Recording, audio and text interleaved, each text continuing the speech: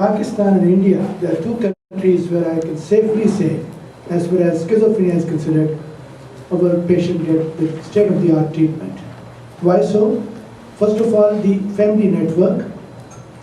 Second is all those atypical antipsychotics or conventional or the traditional or the state-of-the-art treatment available at a very, very low cost. You would be surprised to learn a drug like aripiprazole, ziprasidone, risperidone, olanzapine cost almost like 10 cents a day. They are manufactured by local companies. And we can start clozapine very soon. There is no such problem like health insurance or something like that. And majority of the patient, they get free treatment from the government hospitals. Starting with Pakistan, we have got 4 mental hospitals, 35 teaching department, psychiatric teaching department attached to various medical colleges. And then we have social security hospitals where all these treatments are free. So you can well imagine if the family brings them to us, we diagnose them, we start the treatment with the atypicals from the very beginning. And we take care of the quality care and we talk about the quality of life and we advise the family to bring them again. And then after some time, we try to engage them in different work. Because what we see over there is that we pay not much attention to first ranks, delusion or hallucinations. Instead, we pay much attention to person himself, work, and relationship, and the lack of insight. Very senior teachers sitting here, Professor Verma and Professor Kingdom, I would say that, if you talk about even cannabis-induced psychosis, majority of the time we have seen that patient get well and we don't hardly see any major psychiatric illness like bipolar or schizophrenia. Either they are using orally also because they are using bhang, which is a leaf of the cannabis plant. And they frequently use, they become psychotic, they become violent or sometimes typical hypomanic. But after 5 to 10 days, they get well. So there are certain different presentations that we come across, at least I'm talking about Pakistan.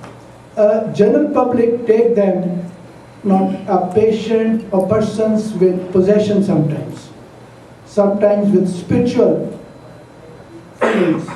They use the term melancholia also, or they call them malang, or something like they are blessed with certain spiritual power. And this is typical in the rural areas where 65% to 70% population belong. But interestingly, over there, because the district hospitals are there, they are brought to psychiatric treatment. But females are brought usually 5 to 7 years later as compared to male, due to certain reasons. And females are brought if they have positive symptoms, and men are brought if they have negative symptoms. Because men, they depend on their work, their performance, their activity profile. And we have seen a very interesting thing, we got published also. Firstborn men and middle-born women, they are more predisposed for schizophrenia in our country. Firstborn men, they have a lot of expectations. If they are already predisposed with positive family history, first cousin marriages, and they get a lot of burden, over expectations, and too much expressed emotions. While in females, we have seen 3 to 5 size of the sibling size, and they are more predisposed if they are middle in order. They become like half mother and half daughter. Then what is happening for last 35 years and onward? A very, very positive change. This came through a wonderful project called Fountain House. This is the only facility in the country which so far has rehabilitated over 5,000 patients.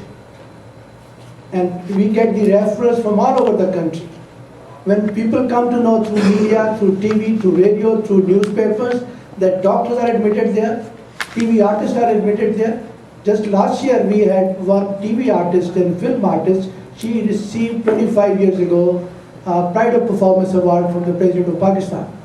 And she stayed with us 6 months. She was put on clozapine, she came back, and now she is recovered, and she has started working in the art and drama. So this is something bringing a good change, a destigmatization. And Fountain House, every alternate week there is something coming up, either the video people are coming there, TV, media, and they're taking interviews, and then they come to know that this illness is something different. It hits those who are very intellectually high, educated. Whether they are poor or rich, that doesn't matter, but they are really educated, intelligent people. So that gives a different kind of a, feeling that, look, anybody can have this problem, and nobody is immune, and we should help them, we should encourage them. And we are getting, I feel proud to tell you, that we are getting almost $40,000 US every month through the community. And this is simply because due to destigmatization. I met a famous Imran Khan, who is running a big cancer institute in the country, which is largest in Asia. He said that, how come you get these money? Because cancer patient it is easier to get, cardiac patient it is easier to get. How about this mental patient, psychiatric patient? Then we convince him that, look, what we are doing is we are asking the family, we are asking the public, media, teachers, students to come and see what is happening.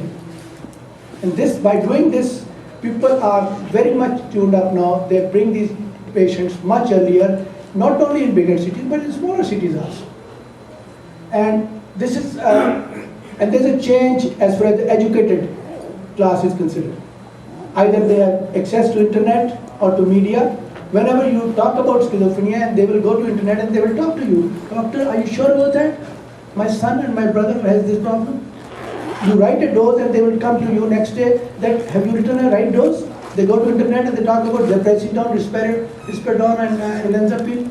And there is a lot of things coming up, and this is simply because of the education and media. Most of them have seen this film, Beautiful Mind, and they say that there were a lot of side effects. He had tremors, but we don't want to expose that. We said, okay, there are safer medicines also. I think a debate is going on, even a country like Pakistan, where there's a lot of turmoil, there's a lot of issues, you know that. Every day there's something is happening there. But still I tell you, I feel proud to tell you that the care for psychiatric patient is not at all compromised. It's very well done, not only in the bigger cities or large cities, but in smaller cities also. And this is simply because we are introducing this a very special program for last 20 years now, and we are addressing, we call it MIT. M stands for media and mothers, I stand for imams or clergymen, and T stands for teachers. By doing so, we are attracting them, and they are making it a very vulnerable and very, very easy to accept the fact that no, anybody can have this problem, and we should take them as a patient of like any physical illness. By doing so, in our teaching hospital outpatient, average we see 200 plus patients in one day. I have made a small video I am going to present in next meetings, and you will see that in 5 hours we are going to see those 200 patients with the help of 12 or 13 people. Every patient is taken into account, an ICD-10 number is given to them, and they are referred to a psychologist, and their families are also given education while they are sitting in the waiting area, and we talk about in a very simplified manner about hazards, about the common psychiatric illnesses. So I think with this limited resources we can do that. One very important issue is regarding the negative connotation to this disorder, schizophrenia. When you label it, when you diagnose it, the very second moment patient would say, the family would say, if the parents or the siblings, look, it's a chronic. He would never be able to marry, he would never be able to progress, he would never be able to complete his education. What would happen if he doesn't do that? And then there are some pros and cons. I personally feel that there is a need to change the name also. This is not like something would change a drastic change, but it will give us some better acceptance to general public, because schizophrenia has been used for years and years, and there is penetration in the mind, like, look, schizophrenia, once you are schizophrenia, you're a patient with schizophrenia, you are going to be for lifelong, which is not the case with bipolar, which is not the case with anxiety disorder, or even OCD, or substance abuse, where the relapse is as much as we see in schizophrenia. I personally feel something like a very subtle and some nicer term like neurocognitive disorder or something else you suggest. But in that, I would certainly like to add here that there is still a need to address general public at large, media, and all those four components which I mentioned to you, which is mothers, teachers, and clergymen, because that would make a change. And this is very important, and I thank you very much for your attention and giving me time and chance to say a few words about this very important topic.